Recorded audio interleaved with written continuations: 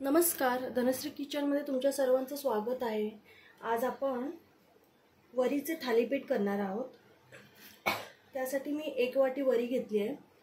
वरी याला भगर पण म्हणतात, वरीचे तांदूळ पण म्हणतात, आणि अर्धी वाटी साबुदाणे घेतले। आता आपण हे सगळं भाजून घेणार आहोत। वरी पण भाजून घ्यायची, आधी एक एक भाजून घेऊया।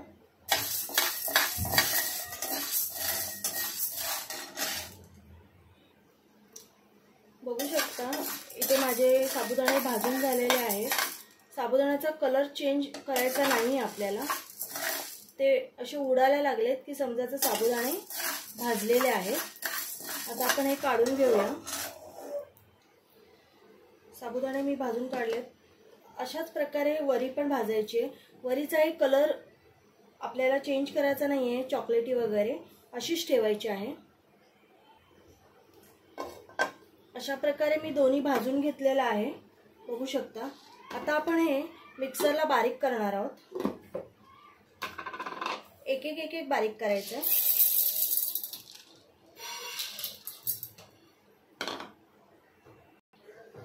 बघू शकता वरी मी अशी मिक्सरला लावून घेतलेली आहे। थोडी अशी खरखरीत लागते, तुम्ही चाळून पण घेऊ शकता, पण थालीपीठला हे ठीक आहे पीठ। इथे साबुदाणे पण मी दळून घेतलेले आहेत। याच्यामध्ये तुम्ही राजगिरा मिळतो तो सुद्धा टाकला तरी चालेल, मी नाही इथे टाकलाय। आणि जर अशी पीठ जर तुम्हाला जास्त प्रमाणात करून ठेवायचं असेल तरी तुम्ही करून ठेवू शकता। महिनाभर चांगलं राहतं, ते चांगलं भाजून घ्यायचं।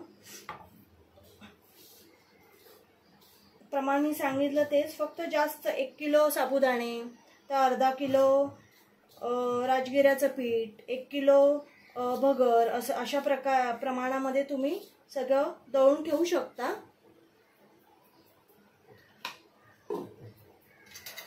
आता इथे आपण ही बटाटी उकडून घेतली आहे, तुम्ही कच्ची पण घेऊ शकता। मी इथे उकडली आहे। आता आपण ही चांगली ह्याच्यात स्मॅश करणार आहोत, पण हाताने नाही फोडायची आहेत, कारण असे अख्खे राहिले नाही पाहिजेत, त्यामुळे या खिसणीच्या ह्याच्याने मी ते खिसणार आहे। इथे अर्धा वाटी शेंगदाण्याचं कूट घेतलंय। तुम्ही तिखट किती खाता त्यानुसार मिरच्या घ्यायच्यात, आणि थोडं जिरं तुम्ही खात नसाल तर नाही घेतलं तरी चालेल। आता आपण हे सगळं तिन्ही मिक्सरला वाटून घेऊया, कारण ह्याच्यात अख्खे दाणे शेंगदाणे आहेत, तर मग ते थालीपीठला मध्ये मध्ये येतात, त्यामुळे आपण हे परत मिक्सरला लावणार आहोत। हे वाटण करून घेऊया। मी इथे अर्धा वाटी कूट घेतले, तुम्हाला जर आवडत असेल तर तुम्ही पूर्ण 1 वाटी पण घेऊ शकता।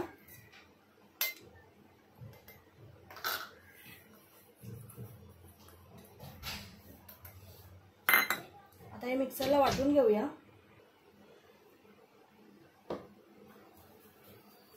इथे बटाटे आपण सगळे किसून घेतलेले आहेत।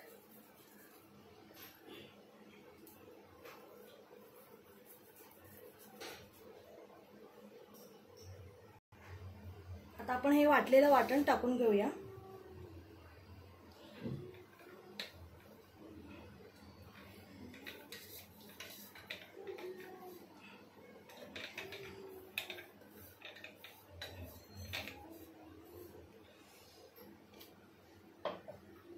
आणि मी इथे सेंधव मीठ घेतलंय, तुमच्याकडे नसेल तर तुम्ही साधं पण टाकलं तर चालेल, आपण आवडीनुसार टाकायचंय।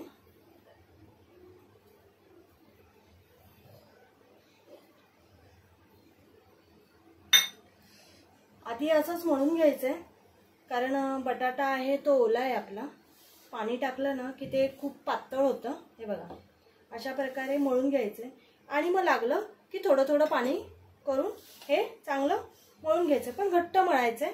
आपण जसं थालीपीठला मळतो तसंच मळायचंय। आधी बटाट्याला जेवढं पीठ हे होईल तेवढं आपण हे करून घ्यायचंय, आणि नंतर पाणी टाकून घ्यायचंय।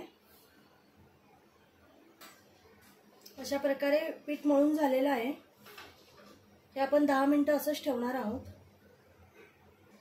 तवा गरम करायला ठेवायचा आहे, आणि आता आपण ह्याचे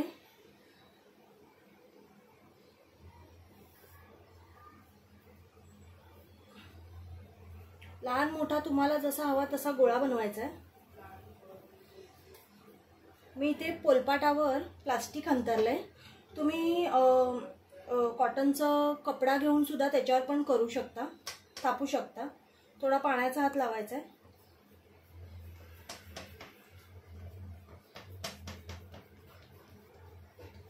एकदम पण पातळ नाही करायचं आहे.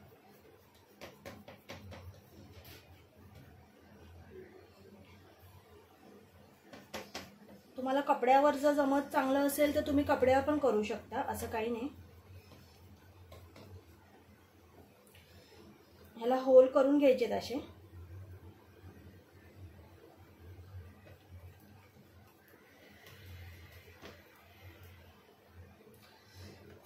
तवा आपला तापला आहे.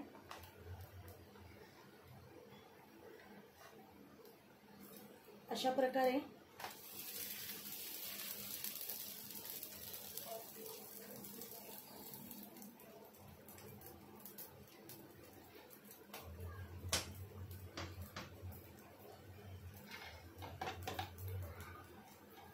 आपण ह्याच्यावर तूप सोडून घेणार आहे. तुम्ही तेल टाकलात तरी चालेल.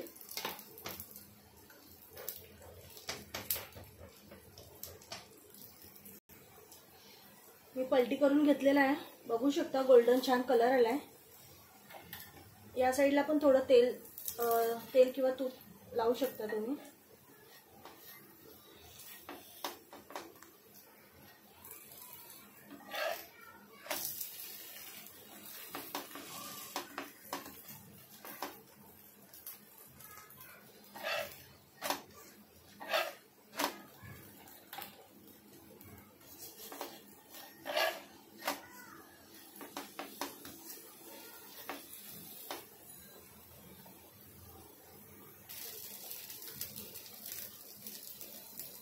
अशा प्रकारे थालीपीठ करून घ्यायची आहेत.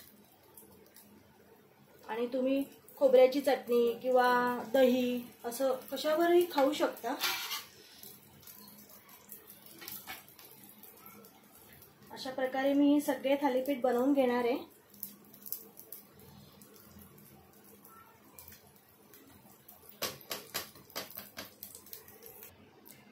अशा प्रकारे आपले थालीपीठ झालेले आहेत. बघू शकता तुम्ही, सुंदर लागतात. हे बघा, एवढे कुरकुरीत होतात ना, इतके सुंदर लागतात ते. चविष्ट पण होतात छान. रेसिपी आवडली असेल तर नक्की करून बघा. आणि लाईक शेअर आणि सबस्क्राईब नक्की करा व्हिडिओला. बाय.